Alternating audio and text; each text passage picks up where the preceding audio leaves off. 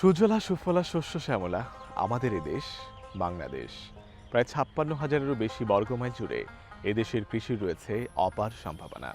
সুপ্রিয় দর্শক মণ্ডলী, বাংলাদেশ টেলিভিশন চট্টগ্রামের কৃষি বিষয়ক নিয়মিত অনুষ্ঠান কৃষি কথায় স্বাগত জানাচ্ছি আমি আশিক আলিফিন। আজ আমরা এসেছি নগরীর খুলশী এলাকার বাংলাদেশ কৃষি গবেষণা ইনস্টিটিউটে। এখানে নানান সবজি এবং ফলের সমারোহ রয়েছে। ঠিক তদ্রূপ এসব ফল এবং সবজি থেকে বৈজ্ঞানিক পদ্ধতিতে চারা উৎপাদন করা হয়, যেগুলো পাঠিয়ে দেওয়া হয় দেশের আনাচে কানাচে। আজ আমরা জানব বাড়ি লাল শাক ১ এবং তার পাশেই যে একটি মাঠ রয়েছে সেখানে চাষ করা হচ্ছে বাড়ি শিম ৬। এর বৈশিষ্ট্য, রোপণ পদ্ধতি সহ পুরো নানা কৌশল। চলুন দর্শক, শুরু করা যাক।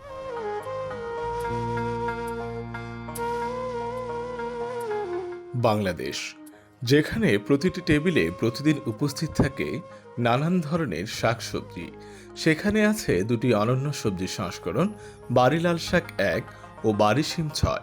এগুলো শুধুমাত্র কৃষি কাঠামো বা মাঠের ফসলই নয়, এগুলো হলো আমাদের খাদ্য নিরাপত্তা, পুষ্টি ও কৃষকের আয়ের এক নতুন সম্ভাবনা। বাড়ি লাল শাক ১ হলো এক উন্নত জাতের লাল শাক, যেটি বাংলাদেশ কৃষি গবেষণা ইনস্টিটিউট দ্বারা উদ্ভাবিত ও প্রচলিত। এর বৈজ্ঞানিক ভূমিকা হল সকলকে উচ্চমানের পুষ্টি ও স্বাদ যোগানো একটি সবজি প্রদান করা। এই শাকের পাতা উজ্জ্বল রক্তালঙ্কারী লাল সবুজ রঙের সম্ভাবনাময়।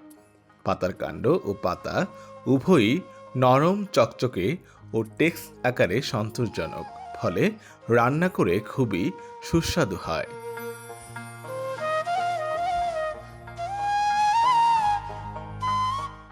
ব্রিডার সিডের একটা লাল শাকের সম্পর্কে কিছু কথা বলবো। এখন এটা হলো, প্রথমে আমরা জমি সিলেকশন করি। সিলেকশন করার পরে জমির মধ্যে চাষ দিই। চাষ দেওয়ার পরে আমরা গোবর সার, ইউরিয়া, টিএসপি, এমওপি, জিপসাম সব সার প্রয়োগ করি।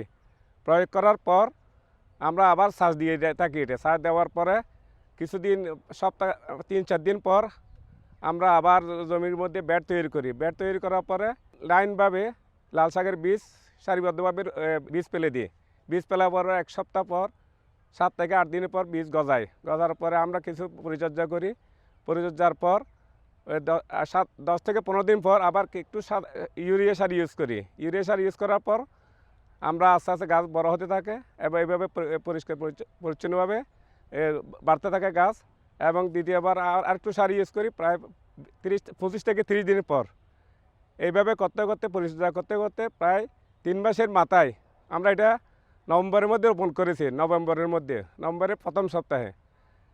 এখন এটা আবার ৩ মাস পর আমরা এটা পুরো মূল বীজ হারভেস্ট করতে পারবো। বাড়ি লাল শাক ১ পুষ্টিতে অত্যন্ত সমৃদ্ধ। প্রতি ১০০ গ্রামে প্রায় ৮৮ গ্রাম জলীয় উপাদান, প্রায় ১.৬ গ্রাম খনিজ উপাদান, প্রায় ১১,৯৪০ microgram carotene, vitamin B one, B2 ও ভিটামিন সি উল্লেখযোগ্য পরিমাণে থাকে। এই ক্যারোটিন আমাদের চোখের স্বাস্থ্যে সহায়তা করে। ভিটামিন সি রোগ প্রতিরোধ ক্ষমতা বাড়ায় এবং শাকের মোট পুষ্টিগুণ মানব শরীরের জন্য অত্যন্ত জরুরি। বাড়ি লাল শাক ১ প্রায় সারা বছরই চাষযোগ্য, তবে ভাদ্র থেকে পৌষ পর্যন্ত এটি বিশেষভাবে বেশি উৎপাদিত হয়। এটি দ্রুত বৃদ্ধি পায় ও তুলনামূলক কম সময়ে গ্রহণযোগ্য। কৃষকরা জমি প্রস্তুত করার পর বীজ ছিটিয়ে বা সারি অনুসারে বপন করেন। সরাসরি উচ্চমানের উর্বর মাটিতে চারা দ্রুত বেড়ে ওঠে এবং ৩০ থেকে ৪০ দিনের মধ্যে কেটে নেওয়া যায়। এই জাতের লাল শাক কৃষকদের জন্য একটি লাভজনক ফসল। দ্রুত উৎপাদন, কম খরচ, বেশি পুষ্টিমানে, বাজারের মূল্যমান উন্নত। ফলে পরিবারের খাদ্য নিরাপত্তা ও আয় উভয়ে এটি ভূমিকা রাখে। আর এটি কিভাবে উৎপন্ন করবেন তা নিয়ে বিস্তারিত আলোচনা করছেন এই বৈজ্ঞানিক কর্মকর্তা।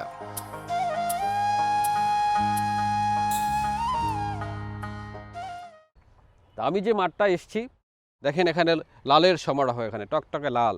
এটা একটা বৈশিষ্ট্য, দেখেন ইউনিক। সব গাছগুলা আমার একদম ইউনিক। এই যে গাছটা এখন দেখতে পাচ্ছেন একটু বড় হয়েছে, আমি যদি দেখাই, এই যে গাছটা সুন্দর করে মসমসে দেখেন এখন এত বড় হয়েছে। আমরা নর্মালি বাজার থেকে কিন্তু এত বড় লাল শাক কিনি না, আমরা এই টাইপের লাল শাকটা বাজার থেকে কিনে নিয়ে আসি। হ্যাঁ, আপনারা সবাই জানেন আমরা এইটা লাল শাক, কিন্তু আমাদের এই লাল শাকটার বৈশিষ্ট্য দেখেন যদি এই পরিমাণে বড় হয়, দেখেন আমি নিজে আপনাদেরকে দেখাচ্ছি, দেখেন এই যে এখান থেকে আমি যদি ভেঙে যাই একদম নরম থাকবে, এটা একদম এই যে নরম, এটা এখনও খাওয়া যাবে। এটার বয়স মাত্র হলো আজকে 1 মাস 5 দিন আজকে বয়স এটার। এটা আরও 20 দিন পর্যন্ত এটা ভালো থাকবে। আমরা এখানে করেছি এটা বাড়ির লাল শাক একের বীজ, আমরা গবেষণা ব্রিডার সিড করেছি, তাতে সারা বাংলাদেশের কৃষক যেন একটা ভালো জাত লাল শাকের আমাদের এখান থেকে নিতে পারে। এই বীজটা আমরা করব, এই বীজটা করার পরে আমরা সারা বাংলাদেশের কৃষককে আমরা এই বীজটা দিয়ে থাকি। তো এই লাল শাক আমরা কিন্তু প্রচুর পরিমাণে প্রোটিন থাকে। হ্যাঁ, এটা সস্তা, আমি আগেই বলেছি যে গরিবের সস্তার আমিষের উৎস হলো এই লাল শাক। তা আমরা যত বেশি লাল শাক খাবো অত বেশি আমাদের শরীর ভালো থাকবে। এই শীতকালীন সবজি এটা এবং কিন্তু আমরা বলি 25 থেকে 30 দিনের মধ্যেই আমরা এটা হারভেস্ট করতে পারি খাওয়ার উপযোগী। এবং এই শীতকালীন সবজি হিসাবে কোনো মাঠে আমরা 3বার 4বারও কিন্তু লাল শাক লাগাতে পারি, 3-4 বার আমরা ফসল হারভেস্ট করতে পারি। তো এই যে লাল শাকের মাঠ দেখতে পাচ্ছেন, আমাদের গাছগুলো দেখেন পাতা কত বড় বড় পাতা, ইউনিক, এবং গাছগুলো সব একই সাইজের একই রকম, দেখেন আকার আকৃতি। এখন আমরা এখানে লাইনে করেছি, দেখেন কৃষকরা হয়তো বা লাইনে করবে না, তারা ছিটায় করবে, কিন্তু আমরা যেহেতু গবেষণা মাঠ, এখানে আমরা আমাদের বৈজ্ঞানিক পদ্ধতিতে কিন্তু দেখেন প্রত্যেকটা গাছের লাইন এবং মেনটেন দূরত্ব সব একই রকম করা। এখান থেকে ভালো বীজ পাওয়া যাবে। আমরা এই বীজের জন্য আমরা এখানে কিছু টেকনিক্যাল বিষয় আছে, হ্যাঁ, যেমন এখানে বোরন সার দেওয়া হয়, তারপর অন্যান্য আমাদের কিছু মাইক্রোনিউট্রিয়েন্ট সার দেওয়া হয়, যাতে কি হয় এই বীজটা পুক্ত হয়, হ্যাঁ, বীজটা বড় হয়। দেখবেন যে সব বীজ একরকম না, সাইজ ছোট বড় এরকমের, কিন্তু আমাদের বীজগুলা সব একই ইউনিক দেখার মতো। তো এখান থেকে যদি বাংলাদেশের কৃষকরা এই বীজটা নিয়ে চাষ করে, তারা লাভবান হবে, তারা পুষ্টি সমৃদ্ধ শরীর গঠন করবে। এতে হবে কি তাদের একটা ভালো জাতি গঠনে এটা ভূমিকা রাখবে।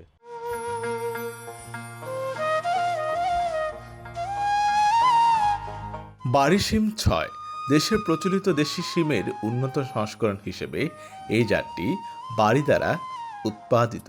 বাড়ি শিম 6 হল লম্বা, সবুজ, কোমল ও ফাইবারবিহীন ফল নিয়ে একটি সবজি। এর ফল সাধারণত 20 থেকে 22 সেন্টিমিটার লম্বা হয়, পাতাও সবুজ ও দৃষ্টিনন্দন। এই জাতের বীজ কালোচে বাদামি রঙের হয় এবং গাছের জীবনকাল প্রায় 220 থেকে 250 দিন পর্যন্ত টিকে থাকে।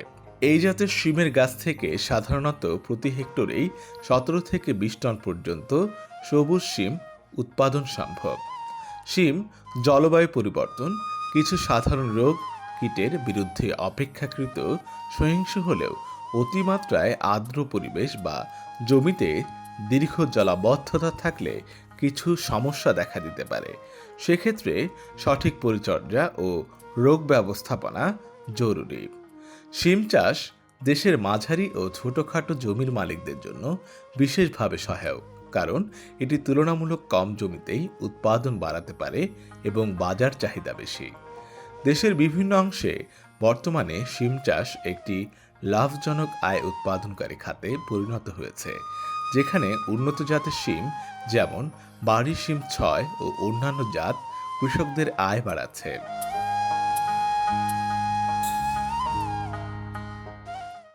আমাদের অত্র কেন্দ্রে বাড়ি শিম 6-এর বীজ উৎপাদন নিয়ে কাজ করা হয়। বীজ উৎপাদনের জন্য সাধারণত শীতের আর্লিতে বীজ বপন করতে হয়। আমরা বাড়ি শিম 6 বপন করেছি সেপ্টেম্বরের প্রথম সপ্তাহে। বীজ বপনের পূর্বে আপনাকে অবশ্যই চারাগুলো পলিব্যাগে করে নিতে হবে। সাধারণত 15 থেকে 20 দিনের চারা আমরা পলিব্যাগে রোপণ করি। পলিব্যাগে রোপণ করার পূর্বে আমাদের জমিতে মাদা রেডি করে নিতে হবে। সাধারণত মাদাগুলো 1.5 ফিট বা 1.5 ফিট করে সেখানে আমাদের জৈব সার, টিএসপি, এমপি দিয়ে পিটগুলো রেডি করে নিতে হবে। তারপরে আমাদের 15 দিন পরে ওই পিটে আমাদের যে তৈরি করে চারা ছিল চারা রোপণ করতে হবে। চারা রোপণ করার পরে আমাদের পরবর্তী পরিচর্যা শুরু হবে। সাধারণত চারা রোপণের পরে আমরা মাচা অথবা গিল দিয়ে থাকি। সাধারণত মাচা পদ্ধতিতে চারা উৎপাদন এবং বীজ উৎপাদন খুব ভালো হয়ে থাকে। চারা লাগানোর সাধারণত 20 থেকে 25 দিন পরে আমাদের প্রথম ফার্টিলাইজেশনে যেতে হবে। সাধারণত ইউরিয়া, এমপি দিয়ে আমরা টপ ড্রেসিং করব। টপ ড্রেসিং করার পরে গাছের গ্রোথ খুব সুন্দর হবে। তারপর আমাদের 45 থেকে 50 দিনের মধ্যে ফুল আসা শুরু হবে। ফুল আসার সাথে সাথে আমাদের খেয়াল রাখতে হবে গাছে যেন কোনো রকম পোকামাকড় এবং রোগ জীবাণু আক্রান্ত না হয়। আমাদের খেয়াল রাখতে হবে বীজের সিম গাছে সাধারণত জাপ পোকাটা আক্রান্ত বেশি হয়। জাপ পোকা হলে আপনাদের খেয়াল রাখতে হবে এটা সাধারণত 1 থেকে 2 দিনের মধ্যে ওষুধ যদি প্রয়োগ না করা হয় তাহলে কিন্তু সিম গাছটা পুরোটাই জাপ পোকা আক্রান্ত হবে। জাপ পোকার জন্য আমরা পানি স্প্রে করলে হয়, কিন্তু বর্তমানে পানি স্প্রে করলে ওই পরিমাণ কাজ হচ্ছে না, তাই আমাদের একটা অনুমতি কীটনাশক স্প্রে করতে হবে। পরবর্তীতে সিম গাছের একটা খুব দেখা যাচ্ছে একটা রোগ হলে পাতা কালো রোগ, বা আমরা বলতে পারি এই যে একটা রিং আকারে একটা দাগ হবে, ওই দাগের জন্য আমাদের অনুমতি ছত্রনাশক স্প্রে করতে হবে। আমাদের পরিচর্যা হলো যখন সিম চলে আসবে তখন আমাদেরকে খেয়াল রাখতে হবে সিমে এক ধরনের পোকা হয়, যে পোকা আপনার সিমকে নষ্ট করে দেবে। সেক্ষেত্রে আমরা অনুমতি কীটনাশক ব্যবহার করব, অথবা আমাদের স্যাক্স ফেমেন্টেপ ব্যবহার করব। স্যাক্স ফেমেন্টেপ ব্যবহার করার জন্য আমাদের ওই বাজারে সহজে আপনারা পাবেন এক ধরনের কৌটা পাওয়া যায়, সেই কৌটাতে আপনার স্যাক্স ফেমেন্টেপের যে ওষুধ আছে সেই ওষুধটা আমরা সহজে পাবেন, এবং এটা ব্যবহার করলে আপনার কীটনাশক মুক্ত ফল খেতে পারবেন। সিম গাছের পরবর্তী পরিচর্যা হলো সিম যখন বড় হয়ে যাবে তখন আমাদের খেয়াল রাখতে হবে সিমে যেন খাবার পায়। সেক্ষেত্রে আমাদের আরেকটি ইউরিয়া এবং এমপি সারের প্রয়োগ করতে হবে। এমপি সার প্রয়োগ করার পরে আপনারা দেখবেন যে গাছগুলো খুব সুন্দর সহজভাবে সতেজভাবে বেড়ে উঠছে এবং একসাথে সিমে পর্যাপ্ত সিম ধরছে। আমরা যারা বীজ উৎপাদনের জন্য সিম গাছটা রোপণ করছি আমাদের খেয়াল রাখতে হবে বীজটা পরিপূর্ণ পুষ্ট হওয়ার আগে বীজ কখনো হারভেস্ট করা যাবে না। যদি আমরা বীজটা হারভেস্ট করি সেক্ষেত্রে পরবর্তী প্রজন্মে গিয়ে আর পরবর্তী ইয়ারে গিয়ে ওইখান থেকে আর ভালো কোনো আমরা চারা উৎপাদন পাবো না। সেক্ষেত্রে আমাদেরকে অবশ্যই বীজ উৎপাদন করার জন্য আমাদেরকে বীজ থেকে পরিপূর্ণ পুষ্ট করতে হবে। বাড়ি শিম 6 তুলনামূলক বেশি উৎপাদনশীল ও বাজার চাহিদা সম্পন্ন, যার ফলে এটি কৃষকদের আয়ে সরাসরি ভূমিকা রাখে। লাল শাক দ্রুত বৃদ্ধি পায় ও সারা বছর চাষযোগ্য, যেখানে শিম একটু দীর্ঘমেয়াদে বৃদ্ধি পায়, সাধারণত 220 থেকে 250 দিনের মধ্যে পূর্ণ উৎপাদনে পৌঁছায়। লাল শাক খাদ্যশস্যের শাক হিসেবে স্বাস্থ্যসম্মত বিকল্প, আর শিম হল মূল খাবারের সাথে ভাজা বা তরকারি হিসেবে ব্যবহৃত হয়। বাংলাদেশের কৃষিতে উন্নত জাতের সবজি যেমন বাড়ি লাল শাক 1 ও বাড়ির শিম 6-এর সফলতা বাড়লেও কিছু বাধা রয়েছে। রোগ কীট সমস্যা, বিশেষ করে বিন জেলো মশাইক ভাইরাস বা পট বোড়ার আক্রমণ, জলাবদ্ধ জমিতে শিমের উৎপাদন কমে যাওয়ার ঝুঁকি, বাজার ও যোগাযোগ শীতল চেইন ব্যবস্থার অভাব অনেক কৃষকের উৎপাদন কাঙ্ক্ষিত মূল্যে বিক্রি করতে বাধা সৃষ্টি করে।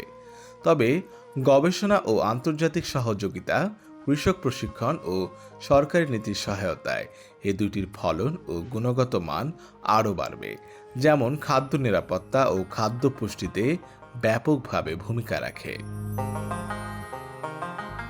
এবার আমি যে গবেষণার প্লটে আসছি সেটা হলো একটা সিমের প্লট। আমরা সিম সবাই জানি, বাংলাদেশের সিম একটা শীতকালীন সবজি হিসাবে খুব সমাদৃত। আমরা বিশেষ করে চট্টগ্রাম অঞ্চলে কিন্তু এই সিমের জন্য একটা উল্লেখযোগ্য এলাকা। সারা বাংলাদেশের প্রায় 60% সিম কিন্তু এই চিটাং অঞ্চলে হয়। বিশেষ করে আমাদের সীতাকুণ্ড, মিরেশ্বরাই, পটিয়া এই উপজেলাগুলোতে প্রচুর পরিমাণে সিম হয়। এজন্য আমরা এই যে সিমটা করেছি, আমরা যে সিমের মাঠে এখন এসেছি, আমরা বিভিন্ন রকম, আপনারা সিম জানেন, দেখেন, আমাদের এখানে প্রায় 30 থেকে 40 রকমের সিম আছে। কিন্তু আমি যখন যে মাঠটা এখন দাঁড়িয়ে আছি, গবেষণার মাঠ, সেটা হলো বাড়ি সিম 6। এটা জানতে হবে যে বাড়ির সিম 6টা কেমন, এটার বৈশিষ্ট্য কী। এটা উল্লেখযোগ্য একটা ভ্যারাইটি, আপনারা অনেকে দেখছেন, জানেন, এটাকে অনেক অঞ্চলে নলডগ সিম বলা হয়। এবং এই সিমটার বাজার দর সব সময় অন্যান্য সিমের তুলনায় 20 থেকে 30 টাকা কেজিতে বেশি হয়। কারণ কি? কারণ হলো এই সিমটা খেতে ভালো, সুস্বাদু, রান্না করলে নরম হয়ে যায়, এর মধ্যে মাংসের পরিমাণ বেশি থাকে, এর মধ্যে বীজটাও বড় থাকে। আপনারা জানেন যে সিম কিন্তু অন্যতম একটা প্রোটিন, উদ্ভিজ্জ প্রোটিনের মধ্যে অন্যতম হলে সিম থেকে আমরা প্রোটিনটা পাই। এজন্য অনেকে সিমের বীজটা খায়, অনেকে সিমের এই যে আমরা দেখি এই যে বীজ, আমরা এটা ফাললে যে বীজ পাওয়া যায়, এই বীজটা হলো প্রোটিনের একটা উৎস। প্রচুর পরিমাণে আমরা সিম খাই। বিশেষ করে এই চট্টগ্রামের মানুষ এই সিম অনেকে রান্না করে খায় না, এই চামড়া বাকল যেটা ফাইবার থাকে প্রচুর পরিমাণে, এটা খায় না। এটা শুধু তারা অনেকে সিমের বীজটা খায়। এই অঞ্চলে এটাকে খাইসা বলে, খুব সমাদৃত একটা পুষ্টিকর সবজি। এটা বিশেষ করে শুটকি দিয়ে তারা রান্না করে খায়। তো আমরা এই যে বাড়ি সিম 6 করেছি, দেখেন এখানে সিম আর সিম কী পরিমাণ ধরে আছে, না দেখলে বিশ্বাস করার মতো না, এত ফলন এটার। আমরা যদি হেক্টরে হিসাব করি, আমরা 14 থেকে 15 টন আমরা সিম পেয়ে থাকি। এটা আমরা সেপ্টেম্বর মাসে লাগিয়েছি, এটা এখন এই ডিসেম্বরের আজকে হলো 26 তারিখ বা 27 তারিখ, তো এই 3 মাস হয়ে গেল প্রায়। আমরা এটা করেছি বীজের জন্য, আরও 1-1.5 মাস লাগবে এই সিমটা পোক্ত হতে, পাকতে। হ্যাঁ, তো সিমটা অনেকেই কিন্তু আমরা এই অবশ্যই আমরা হারভেস্ট করব, আমরা খাওয়ার জন্য এই সিমটা নিব, এই সিমটা। আর যদি কেউ আমরা শুধু বীজের জন্য খাই, তখন দেখবেন সিমটা একটু পোক্ত হয়ে গেছে, আমরা বলি বাত্তি হয়ে গেছে। এগুলোর মধ্যে বীজটা কিন্তু দেখেন আপনি, যে আমি যদি ফাটিয়ে দেখাই, এই যে দেখেন এই বীজটা কত বড়। সব সিমের মধ্যে কিন্তু বড় বীজ হয় না, এটাকে বোল্ড সিমের বীজ বলা হয়। হ্যাঁ, তাহলে এইটা অনেকে করে কি, এই অবস্থায় চিটাগাংয়ের বাজারে এই শুধু সিমের বীজটা বিক্রি হয় খাইসা হিসাবে, এটার কেজি কিন্তু 100 টাকার উপরে। আর সিমটা সহ বিক্রি করলে হয়তো 50 টাকা, এখন সিজনে 60 টাকা আসবে, কিন্তু এটা 100 টাকার উপরে। এই জিনিসগুলা প্রোটিন সমৃদ্ধ খাবার দেখে মানুষ এখন সচেতন হয়েছে, খাচ্ছে।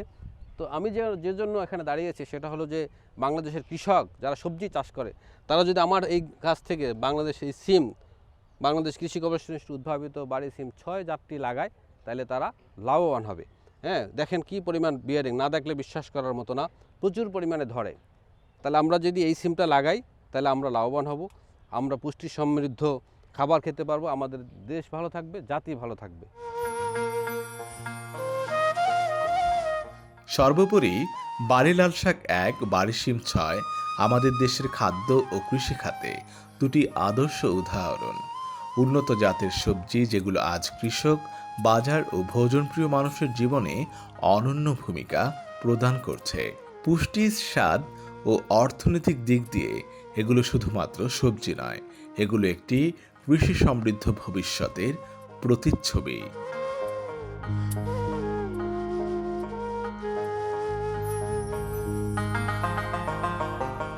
ইঞ্চি ইঞ্চি মাটি সোনার চাইতে খাঁটি, আর এই মাটি থেকে যারা সোনা ফলান তারা আমাদের দেশের কৃতি সন্তান তথা এদেশের কৃষকরা। সুপ্রিয় দর্শক মণ্ডলী, আজ আমরা চেষ্টা করেছি আমাদের এই কৃষি কথা অনুষ্ঠানের মাধ্যমে কিভাবে বাড়ি লাল শাক 1 ও বাড়ি সিম 6 এর চাষ পদ্ধতি এবং সব কিছু মিলিয়ে কিভাবে চাষ শুরু করবেন বা কিভাবে রোপণ করবেন, এসব নানান বিষয়। আমাদের আজকের অনুষ্ঠান এই পর্যন্ত। আগামী অনুষ্ঠান দেখার আমন্ত্রণ জানিয়ে ইতি টানছি। সে পর্যন্ত ভালো থাকুন, সুস্থ থাকুন, নিরাপদে থাকুন এবং বাংলাদেশ টেলিভিশন চট্টগ্রামের কৃষি কথা অনুষ্ঠানের সাথেই থাকুন। আল্লাহ হাফেজ।